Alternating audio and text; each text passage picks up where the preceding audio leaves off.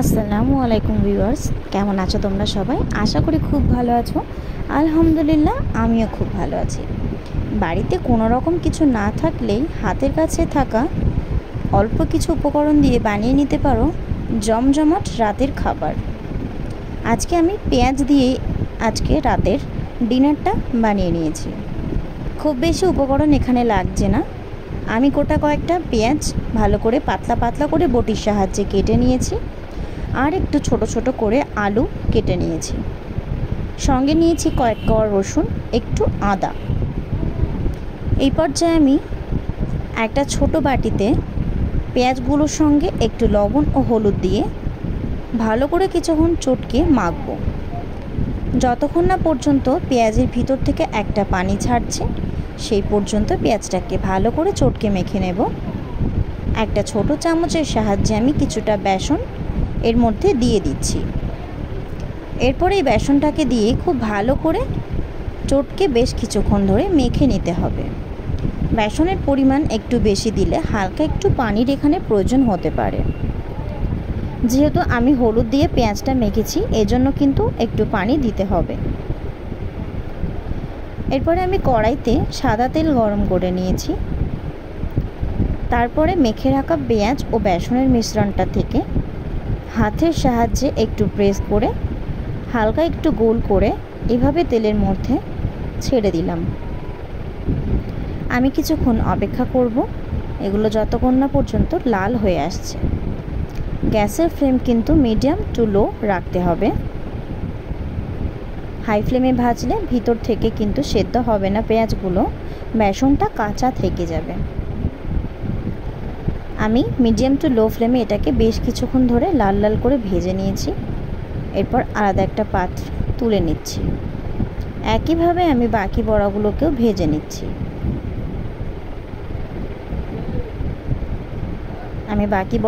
এইভাবে ভেজে নিচ্ছি।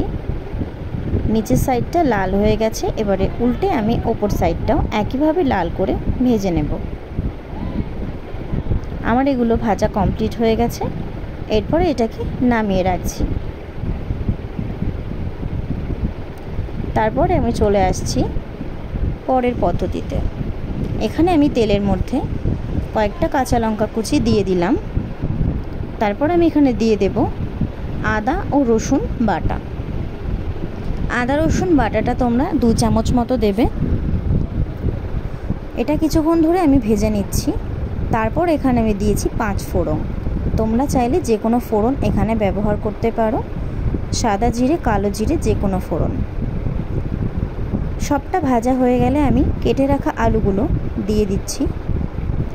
আরও কিছুক্ষণ ভালো করে নাড়িয়ে চাড়িয়ে আলুটাকে একটু ভেজে নেব। আমি স্বাদ মতো লবণ দিয়ে দিলাম, আর দিচ্ছি পরিমাণ মতো হলুদ। হলুদ যে শুধুমাত্র তরকারিতে রঙটাই নিয়ে আসে সেটাই কিন্তু নয়, হলুদ কিন্তু আলাদা একটা মশলা। আমি একটু কাশ্মীরি লঙ্কার গুঁড়ো দিয়ে দিচ্ছি কালারের জন্য।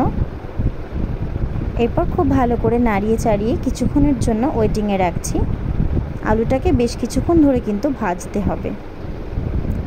আমি 1 কাপ পরিমাণ পানি দিয়ে দিয়েছি আলুটাকে কষিয়ে নেওয়ার জন্য। এরপর একটু নাড়িয়ে চাড়িয়ে কিছুক্ষণের জন্য রেখে দেব, যতক্ষণ না উপর থেকে এরকম তেলটা ছাড়ছে। তেলটা ছাড়ার পরে আমি পরিমাণ মতো পানি দিয়ে দেব। ঝোলটা ফুটে আসার পর উপর থেকে আমি দিয়ে দিচ্ছি ছোট চামচের 2 চামচ মিট মশলা। এরপরে আমি দিয়ে দিচ্ছি ভেজে রাখা পেঁয়াজের বড়াগুলো। আমি একটা একটা করে সবগুলো দিয়ে দিয়েছি। একটু বেসন আমার বেশি ছিল, এজন্য আমি পাতলা করে আলু কেটে এগুলোকেও চিপস বানিয়ে নিয়েছি। এর মধ্যে আমি কয়েকটা আলু চিপসও দিয়ে দিলাম। এরপরে কিছুক্ষণ ওয়েটিংয়ে রাখবো। একটু ঢাকা দিয়ে রেখেছি। দেখতে পাচ্ছ ঝোলটা কমে এসেছে। এই পর্যায়ে 1 চামচ গরম মশলা গুঁড়ো উপর থেকে ছড়িয়ে দিলাম।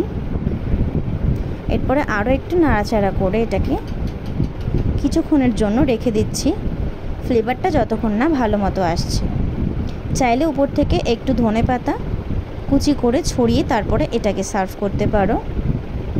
ধনেপাতা আমার স্টকে ছিল না, এজন্য আমি গরম মশলা দিয়েই রান্নাটা কমপ্লিট করেছি। আমি একটু অপেক্ষা করছি। ঝোলটা পুরোপুরি শুকিয়ে গেছে। আমি একটা প্লেটে সার্ভ করে নিলাম। আজকে রাতের ডিনারটা কিন্তু আমি বানিয়ে ফেলেছি। আশা করছি তোমাদের এই ভিডিওটা ভালো লেগেছে। অবশ্যই কিন্তু ভিডিওতে একটা লাইক করতে ভুলবে না। চ্যানেলে নতুন বন্ধু হয়ে থাকলে এখনই সাবস্ক্রাইব করে দাও। আজকের মধ্যে এখানে শেষ করছি। খোদা হাফিজ।